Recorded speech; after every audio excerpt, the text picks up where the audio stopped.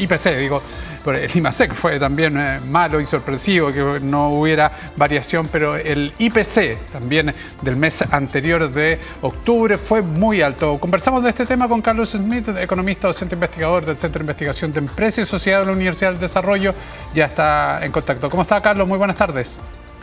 Hola Cristian, buenas tardes. Gracias por la invitación. No, gracias a ti por estos minutos, Carlos. Bueno, se sabía que las cuentas de la luz iban a tener esta incidencia, de hecho en el mes 18%, algo más, casi 19% en rigor, pero lo de los alimentos sorprendió porque también fue un incremento que no se veía de manera mensual desde el año 2008, esta alza tan importante. ¿Por qué se da en los alimentos y no así pasó en septiembre cuando se pensaba que podía haber un incremento mayor? Sí, efectivamente los alimentos fue la gran sorpresa porque el resto era un poco esperado. Estamos hablando de casi un poquito menos de la mitad, fue cuentas de la luz. Sin embargo, los alimentos fueron los que tuvieron un alza mucho más allá de lo esperado. Y eso tiene que ver, yo creo, con algunos efectos de segunda vuelta, es decir, algunos alimentos importados que suben de precio por un tipo de cambio que se ha mantenido más en los 950 pesos, un tipo de cambio bastante más alto, diría yo, de lo que tuvimos en promedio en los meses pasados. Y por otro lado, el efecto de segunda vuelta que tiene con el alza de las tarifas eléctricas, porque finalmente en la producción de algunos de estos bienes son bastante intensivos. En electricidad, por ejemplo, uno que subió bastante fue las bebidas, Claro. y esa producción ocupa mucha energía. Entonces, eso en algún minuto pasa a precio, y esos efectos al final, si lo pensamos bien, lo vamos a seguir teniendo. Y además en enero viene otra alza parecida, por Claro. lo tanto vamos a tener esos efectos de segunda vuelta por un buen tiempo.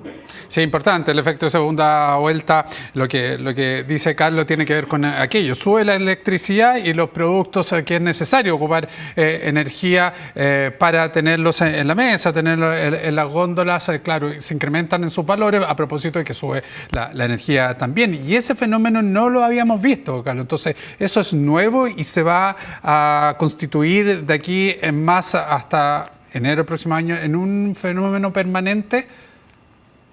Siempre están esos efectos.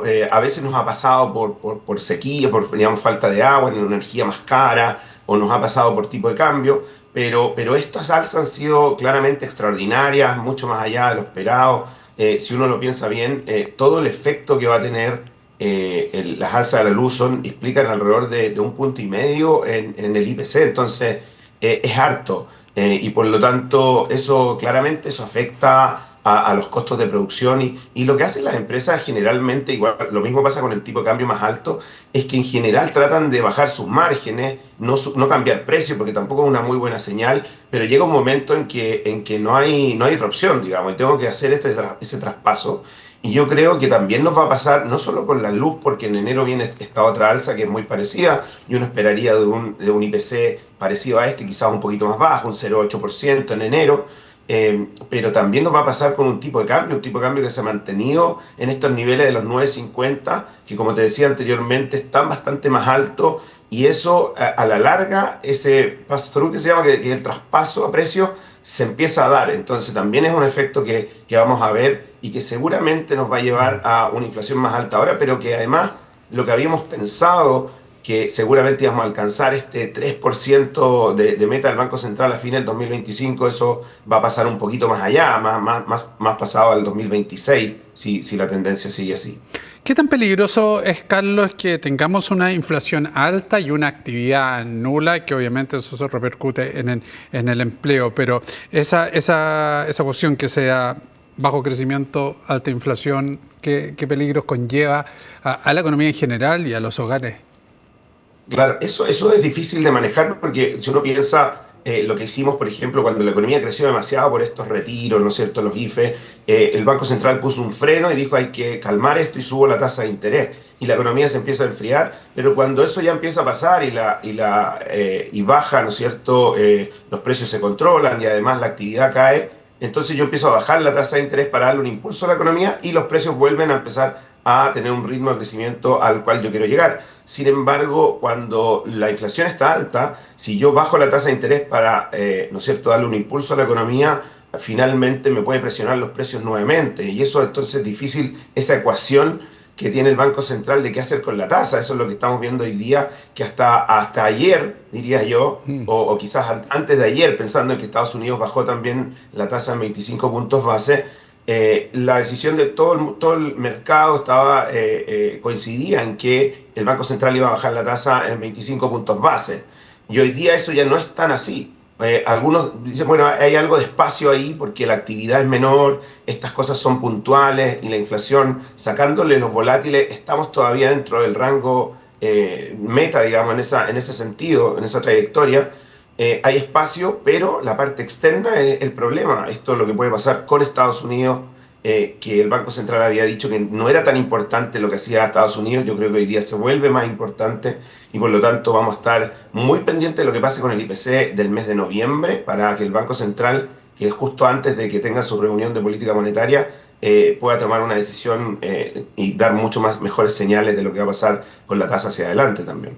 Claro, una situación difícil la que tiene el Banco Central ahora ya finalizando el año. Ahora, bueno, Carlos, en la UEF también el golpe de inmediato, 380 pesos, se va a valorar la UEF en 38.361 el 9 de diciembre, así que también es un golpe importante para los bolsillos. Sí, claro, eso y todas las otras cosas indexadas a eso. O sea, Claro. hoy día muchos seguros, algunos colegios, universidades, las multas, hay varias cosas que están indexadas a eso y sin duda que los créditos hipotecarios, todas las deudas en UEF, los arriendos que hoy día están muchos pasando a UEF, los comerciales siempre lo han estado, pero los otros, los de vivienda, hoy día muchos están pasando a UEF o pasaron durante estos periodos de inflación más alta. Y por lo tanto es un golpe importante al bolsillo y a los costos, porque también en muchas empresas, grandes particularmente, o medianas y grandes, los salarios se ajustan por IPC. Y por lo tanto, bueno, eso aumenta la cantidad de dinero que tengo que pagar a fin de mes y aumenta la planilla. Entonces, el nivel de precios va subiendo y eso va presionando también los precios hacia el futuro. Claro, es que ahí, Carlos, tú has pasado por una serie de circunstancias que produce una inflación alta y de ahí la importancia de tenerla controlada, porque esto, y como muchas veces ha dicho, es una bola de nieve que empieza a caer y cuando empieza a crecer, es muy difícil pararla y cuando se para tiene costos muy altos también, o sea, es con muchas consecuencias de ajuste, de retenciones, de corte de gasto para la población. Entonces, de ahí la importancia, porque no es tener inflación alta, suben los precios, ya, entonces vamos emitiendo más billetes para saldar todo eso.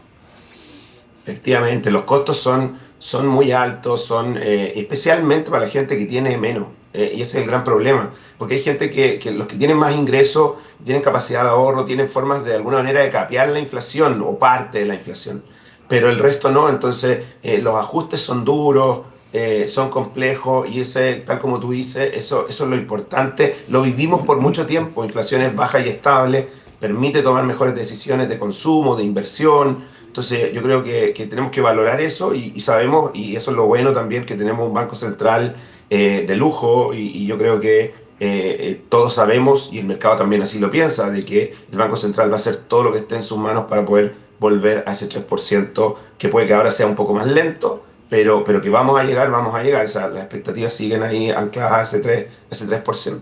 Ahora sí, un año, Carlos, con cifras, con variaciones, tanto en el IMASEC, diría yo, como en el IPC, con variaciones que no esperadas por una parte, con hartos meses de sorpresa y con otros, cuando uno ve los gráficos, bastante irregulares, o sea, caída en algunos casos o sube con porcentajes que no estaban esperados. ¿Por qué se da ese fenómeno? Yo creo que hay varias razones. Hemos tenido temas climáticos, recordemos las inundaciones, nos cambiaron los precios, nos dieron sorpresa en precios de algunos alimentos que golpean mucho, ¿no es cierto?, en la canasta, son importantes en la canasta. Lo que pasó ahora con la luz, lo que ha pasado externamente también. O sea, hemos tenido hechos externos, o sea, si lo vemos ahora, lo que ha pasado con el dólar, esta variación, la expectativa de la tasa de interés de Estados Unidos, con la elección que generó mucha incertidumbre. Yo creo que ahí hemos tenido un tema junto con el efecto que eso tiene sobre el dólar. un dólar que, no sé si recuerdas, pero hace no tanto tiempo bajamos de los 900 en algún minuto, Sí. volvemos a los 950, estuvimos ayer a los 970. Entonces, esa volatilidad, la verdad es que todas esas cosas hacen que sea más difícil tomar decisiones. Cuesta más decir, esta va a ser más o menos el rango y hay más rango de equivocación, entonces se vuelve más incierto todo. Y bueno, eso vamos a tener que vivir seguramente un tiempo más con eso. Todavía Estados Unidos está con estos problemas, Europa, China, piensa lo que está pasando hoy día en China, los estímulos que estábamos esperando, el mercado no fueron tales, y eso tiene un efecto inmediato, lo tuvo hoy día en el dólar, en el cobre primero y el dólar después, ¿no es cierto?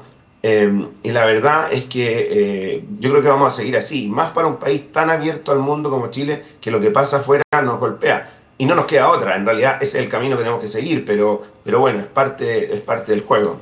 Y por eso es tan importante también el crecimiento de nuestra economía. Carlos, muchísimas gracias por estos minutos. Que estén muy bien. Buenas tardes. Cristian, que estén